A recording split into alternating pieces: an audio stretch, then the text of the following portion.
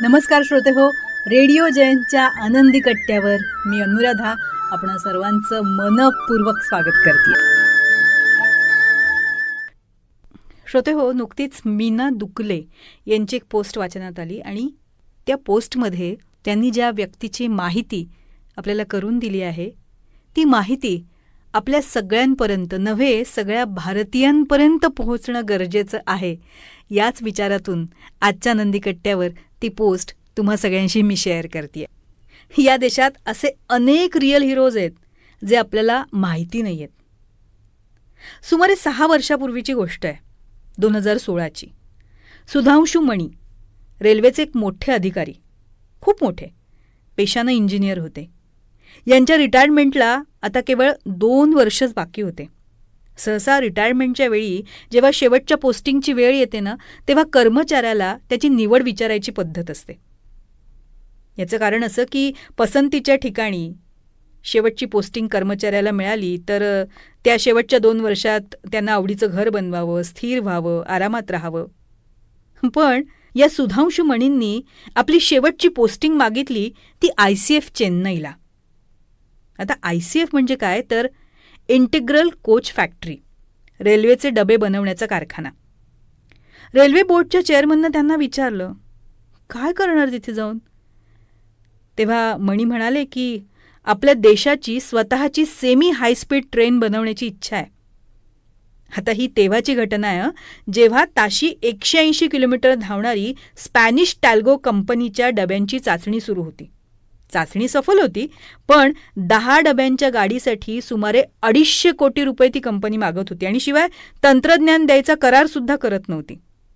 मग अशा परिस्थितीत मणींनी संकल्प केला की आपल्याच देशात मी स्वदेशी तंत्रज्ञान वापरून टॅल्गोपेक्षाही चांगली गाडी बनवीन, तीही अर्ध्याहून कमी किमतीत.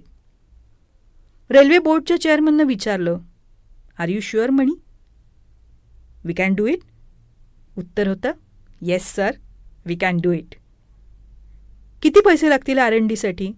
फक्त 100 कोटी रुपये सर. रेल्वेनं ICFमध्ये पोस्टिंग आणि 100 कोटी उपलब्ध करून दिले मणींना.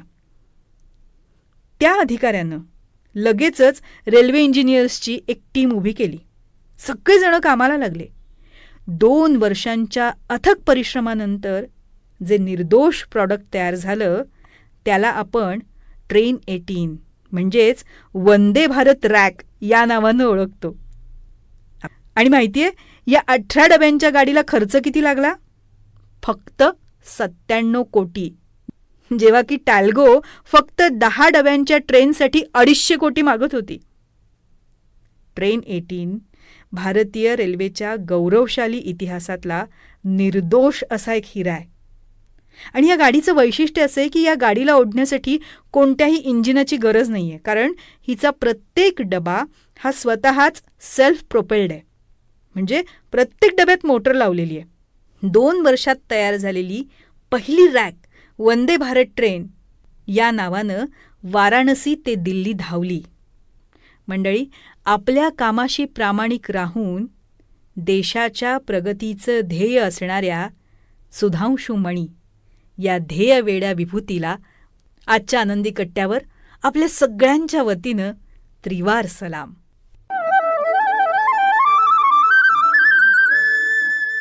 तर श्रोते हो, आजचा हा विचार तुम्हाला कसा वाटला याविषयी आम्हाला आपल्या प्रतिक्रिया जरूर कळवा. त्याचबरोबर रेडिओ जयंतनं चतुरस्त्र हा पॉडकास्ट सुरू केलेला आहे आणि या पॉडकास्टमध्ये प्राध्यापक, लेखक, कवी, नाटककार श्री रमेश कोटस्थाने यांच्याशी साधलेला दिलखुलास संवाद आपण बघणार आहात.